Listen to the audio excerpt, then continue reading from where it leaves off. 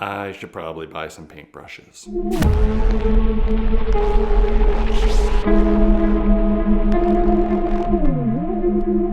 Hey guys, welcome back to another episode of Black Magic Craft. Today, again, we are going back to basics. Last time on the basics series, I talked about paint, and now it is time to talk about paint brushes. So you're a new crafter, you want to start building terrain, and you are establishing your arsenal of tools and supplies. You go to the store, place like Michael's, to pick up your paint and brushes. You go to the paintbrush aisle. There's actually like 7 aisles in Michael's that have paintbrushes. So you go to one of the many aisles that have paintbrushes in Michael's, and it's overwhelming. There are a ton of options. Some of them can be very expensive. There are a lot of nice high quality brushes available for you to buy. Have no fear, it's way easier than you think. To build terrain, especially terrain when you're just starting, basic stuff like dungeon tiles and hills and whatever, you don't need good brushes. You really don't need good brushes. You can avoid the art supply and craft store entirely.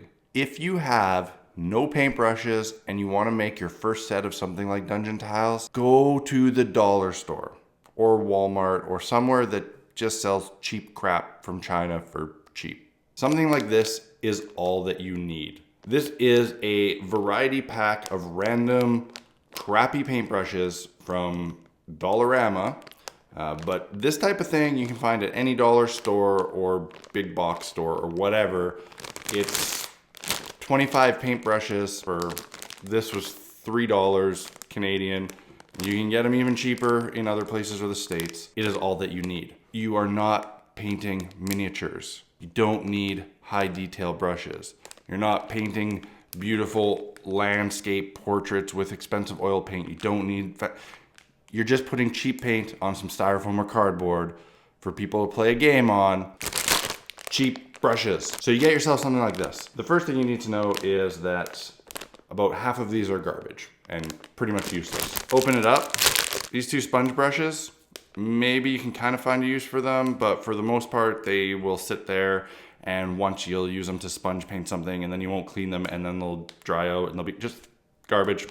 This big crappy brush has a very limited use, and it's not for painting. I found one good use for it, so if you get something like this in your pack, you can put it aside, but it's not great for painting. In this pack, and in many of the packs like this that I've seen, there's a wide variety of bristle types, and they are not all created equal. These packs have a handful of brushes that have, I think they are natural hair. Like they might actually be like a horsehair, but considering how cheap they are, they're probably, I don't want to say badger because that's still too high quality. This is probably rat hair. I don't know what it is, but each one of these packs always comes with a couple brushes with this type of hair on it. The reason that they're basically useless is that this hair is so soft that you can't really, it's hard to apply anything with it because they just bend under the pressure. When I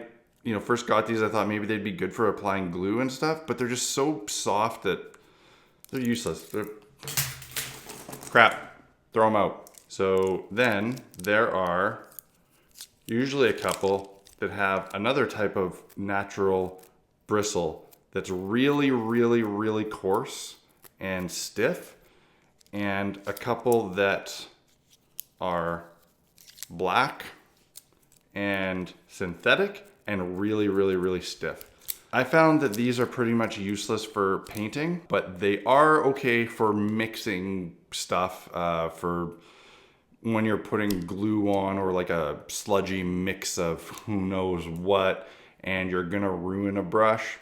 These are worth keeping and putting aside for that type of thing, but I wouldn't really use them for painting too much. And then after that, you are going to be left, most likely, with a selection like this. These are soft synthetic bristles. Some are white, some are this orange kind of gold color, but they're essentially the same.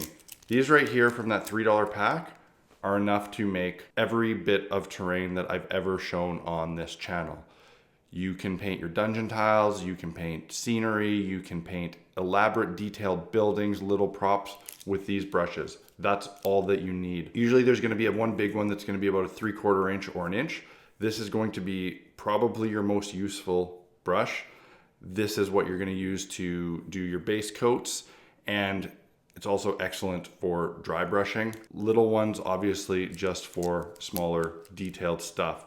The one downside with these cheap dollar store brush kits is that they don't come with any really fine tipped paintbrushes. So that's where you are going to find that you are lacking. But probably if you're just starting out and you're watching this video to learn what to buy, you're not going to be building stuff that requires that level of detail yet. But when you move forward and you progress and you've gotten comfortable with things, you might want to upgrade to some finer detail brushes. But again, you don't need to buy expensive model brushes. For detail work, I have a set of these detailed brushes that are from Walmart. I can't remember exactly how much they are, but for a set of several of these brushes that have very fine tips, it's very affordable. Much cheaper than the stuff you're gonna find in the art supply store. So when you wanna upgrade to some fine detail brushes, you can check the art aisle in a place like Walmart and get some really cheap fine tip brushes. In case you're interested, these ones in specific are a company called Daler and Rowney, and I think they're called detail brushes. They're cheap and they get the job done. Like I said, this brush is gonna be your most useful, and you may find that you wanna have a couple of them, and maybe eventually you wanna upgrade to something a little bit nicer. There is a line of brushes that CraftSmart sells via Michaels. They're these blue ones with these kind of rubber silicone grips, and these are really nice. You can get a set of these for a few bucks. They're pretty cheap, and these were actually the first brushes I bought and what I used for a long time. And when I wore them out, I bought another set, but then I actually ended up buying the cheap dollar store ones later, and I think these are all I'm gonna buy moving forward, and I'll just keep one set of these that I try to keep nice and clean for when I want to use a little bit better of a brush on something. That's basically all you need to start. Handful of brushes.